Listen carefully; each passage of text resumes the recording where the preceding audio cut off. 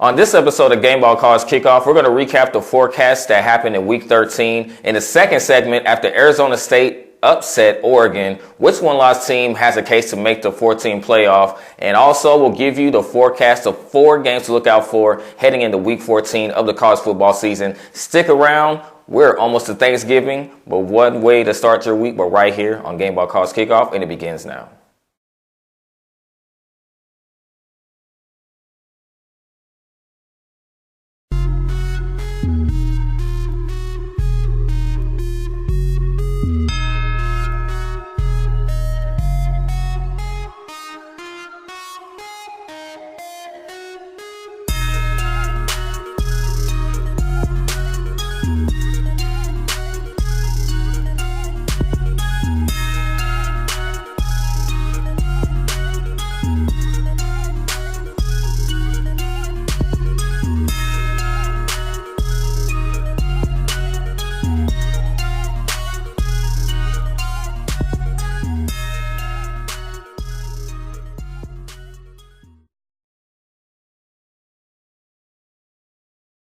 What's happening, everyone? Welcome to Gameball Kickoff for the football season never ends. I'm Marcus Young, Genius Jenkins. It's your boy, Michael Riley. And of course, holding it down for our brother Lou Hardnett, who could not be with us this week. And as always, like we always do, we hold each other down on this pre-Thanksgiving edition of Gameball Kickoff. We're going to start things off, as usual, with the recap of the forecast of Week 13. Starting with Penn State and the Ohio State Buckeyes. Ohio State would win by a score of 28-17. We'll talk about that shortly. Baylor and Texas. Baylor taking care of business in this one. In surprising fashion, Sam Ehlinger definitely kind of struggled over this weekend against Baylor, who's also still trying to keep their playoff dreams alive. We'll talk about that more in the second segment. Now, the Indiana Hoosiers, Michigan, they've come alive over the last half of the season. Shea Patterson threw for 5 touchdowns in this contest.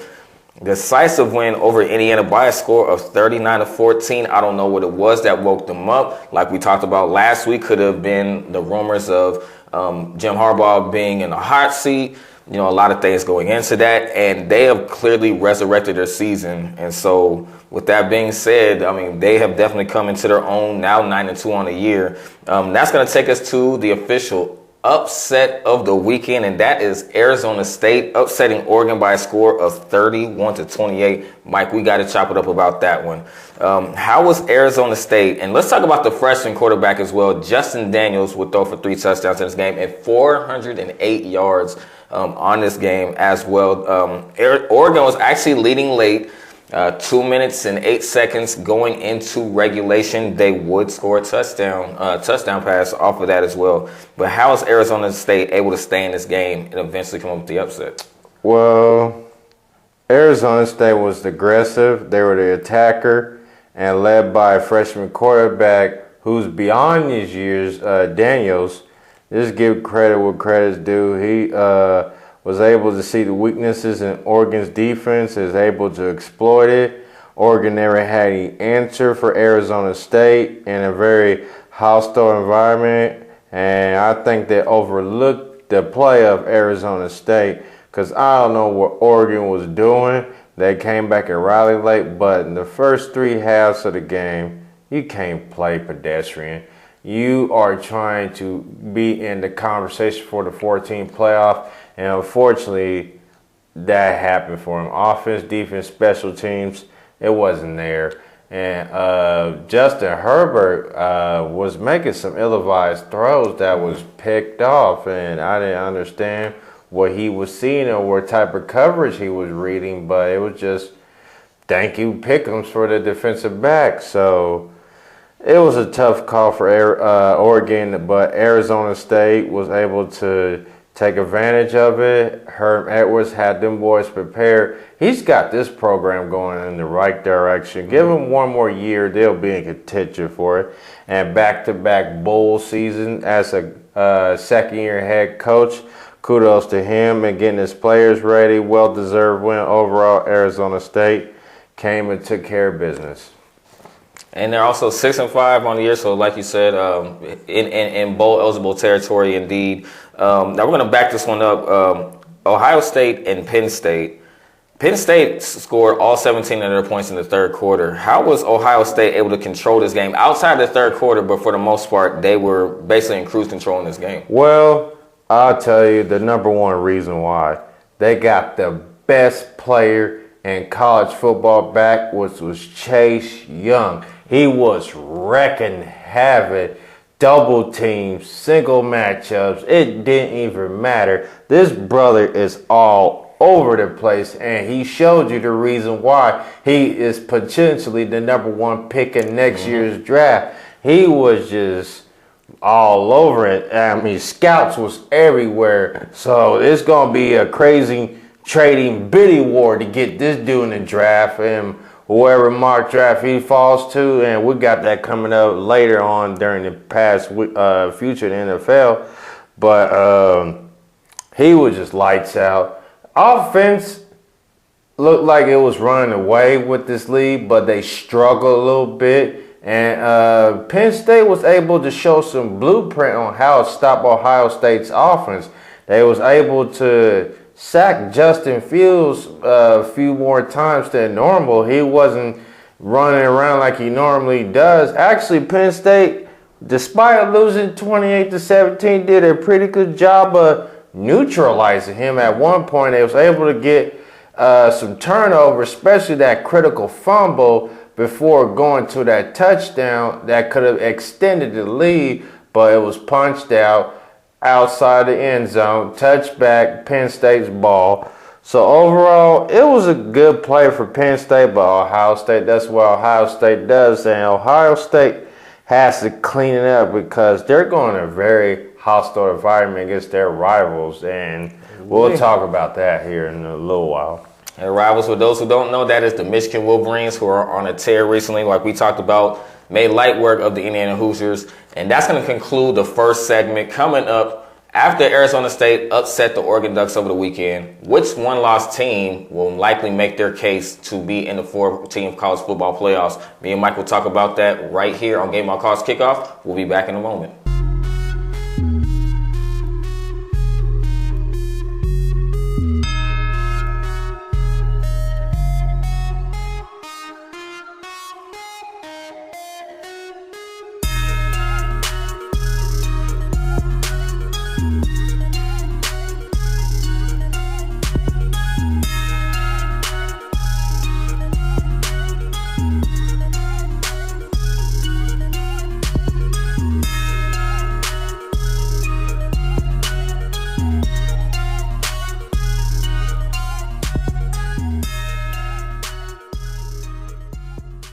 What's happening, everyone? Welcome back to Gameball College Kickoff. Now, with Arizona State upsetting Oregon over the weekend, which college football team that has one loss, Mike, in your opinion, between Utah, Oklahoma, Baylor, Minnesota, and Alabama, who has the best shot at this point of making a 14 college football playoff? From what I'm looking at right now, my honest opinion, it has to be Utah. Because they had a little better path, a little easier schedule down the way. And if they win the Pac-12 with one loss, they make a stronger case than most other teams. I think they make a stronger case than Alabama, stronger case than Oklahoma, possibly Minnesota. We'll have to see this weekend. Alabama plays Auburn in the Iron Bowl. You got Wisconsin going to Minnesota, and you got other two teams as well, Baylor and Oklahoma, who should take care of business this coming up week before a rematch in the Big 12. So we'll have to decide that once that's said or done. But as of right now, I say Utah has a shot of getting in and everything falls into play. Now, we can't forget about Georgia. They also have one loss as well, but they're going to play LSU in the SEC championship game. So if they lose against LSU, the door is still open for Utah to get in. So they really need some help, but as of right now, I say Utah has a shot of getting in. I agree with you with that just because, like you mentioned, they have the easier path. They have to take care of Colorado. You look at Baylor, they have KU. I'm a KU fan. I'm always going to root for KU going into this one, but Baylor has the better shot of winning over the weekend. Oklahoma has Oklahoma State in their finale. Tough one. Yes, it is. So that Oklahoma State. Right, and they're a top 25 team, so that's a potential trap game for them. Minnesota had an easier schedule as well as Utah, and then Alabama has Auburn and the Iron Bowl coming up. So with that being said, the only loss that Utah had was against USC, and that was a close one. This could help out some team. I could definitely see at least potentially two of these teams lose some big games. I'm not going to be surprised if Alabama loses, and we'll talk about that in the third segment. But with what you said, I'm torn between Utah and Baylor as making their cases. If you want to talk about a stronger schedule, I think what could make the biggest case for this is Baylor has the easiest finale going into their conference championship. And we can't forget that it's all dependent on what the committee decides to do. Very true. And looks at things and all this other stuff. And also, the last 2 years where I was getting at, neither the Pac-12 or the Big Ten has got in the college football playoff. So Ohio State is in that range. Big Ten could potentially have 2 teams in there, but we don't know. Right. So as of right now, if everything falls into play, let's just say Georgia loses to LSU and all that stuff. If that happens, then the door is open for Utah to make their case to get in, because I like the way they play smash mouth football. Offense is run the ball physical, and defense is playing smash mouth defense. And I think they have one of the best front sevens in the country and a very good secondary, in my opinion. So if Utah gets in, they might make some noise. So all they got to do is just win out and have some help and hope for the best. All right, that's going to do it for the second segment. Coming up, we are going to give you the top 4 matchups to look out for in our forecast of Week 14. Stick around. You do not want to miss that. And, of course, our world-famous predictions. Stick around. We'll be back in a moment right here on Gameball Calls Kickoff.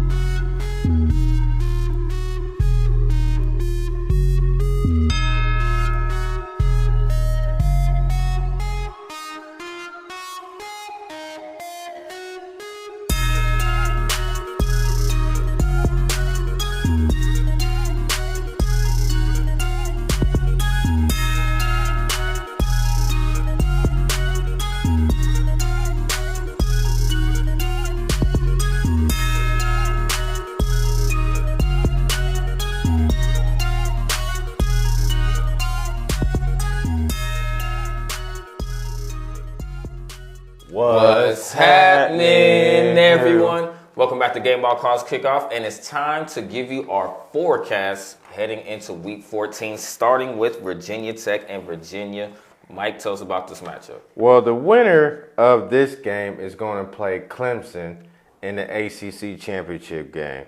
And it's going to come down to which team makes least mistakes, is more disciplined, offense, defense, and special teams, and whoever has the ball last will likely win this game. Both have very good competitive defenses, but the offense, a little bit issues with both, especially Virginia Tech, but they could be getting better at it. So whoever has the ball last and scores critical points is going to win this game.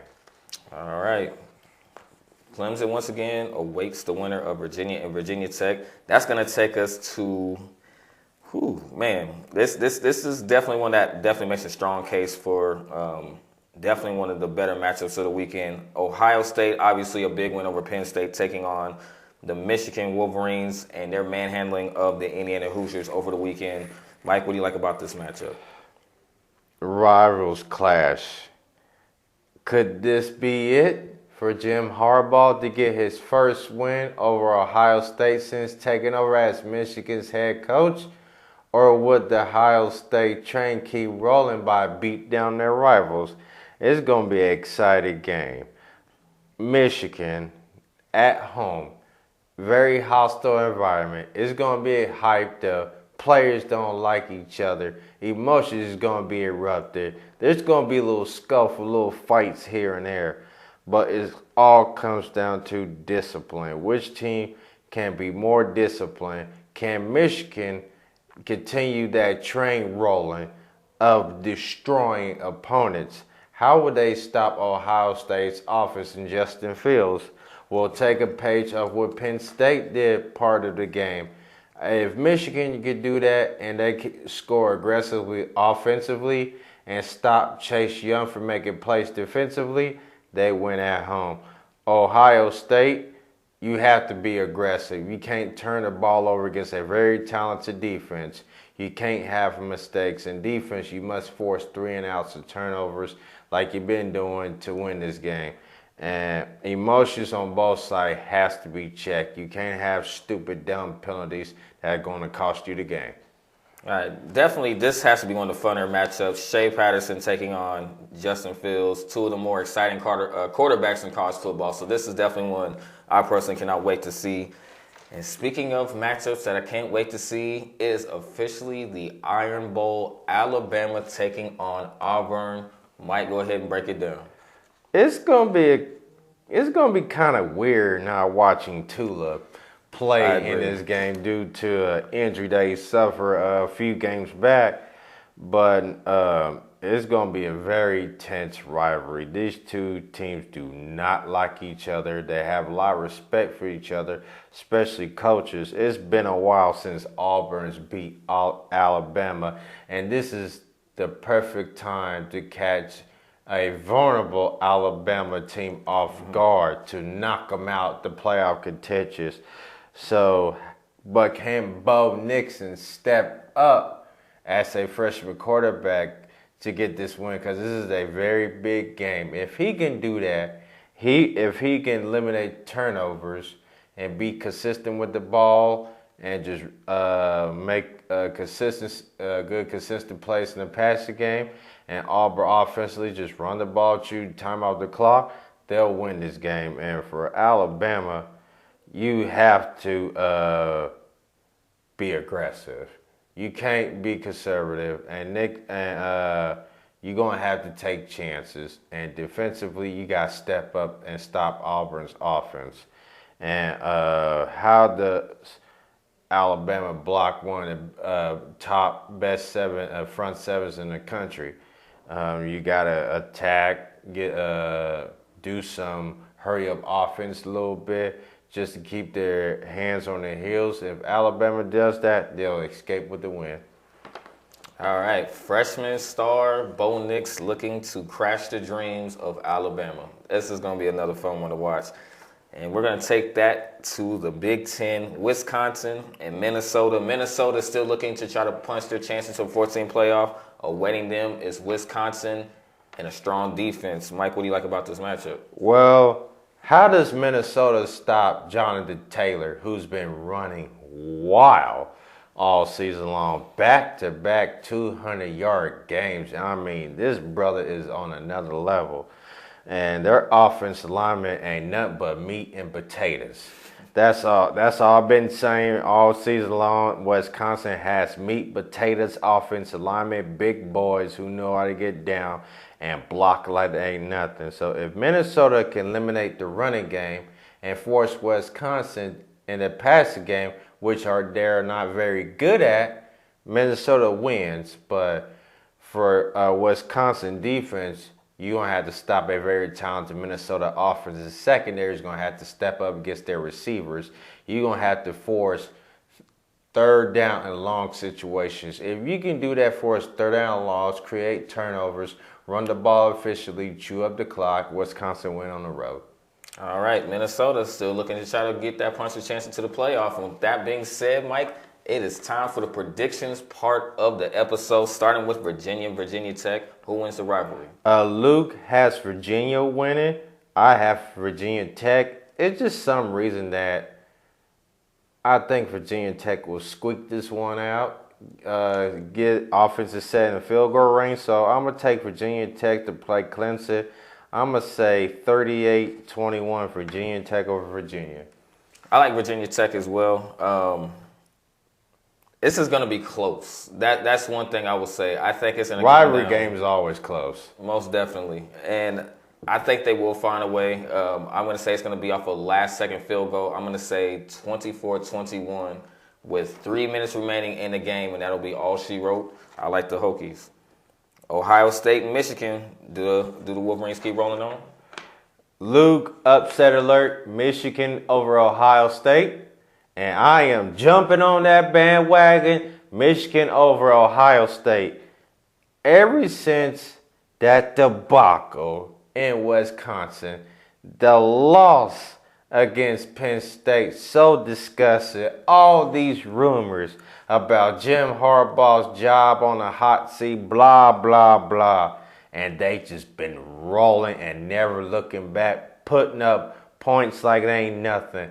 I feel like they can stop the offensive juggernaut of Ohio State, run the ball officially, be consistent in passing game with Shane Patterson, and defense just wreak havoc. But offensively, they have to watch out for Chase Young, keep an eye out on him, double team, do not let single matchup one-on-one, he'll eat you alive. Chipping with the tight end, chipping with the running back. Add an extra lineman on that side wherever he goes. Attack at will at the weakest point.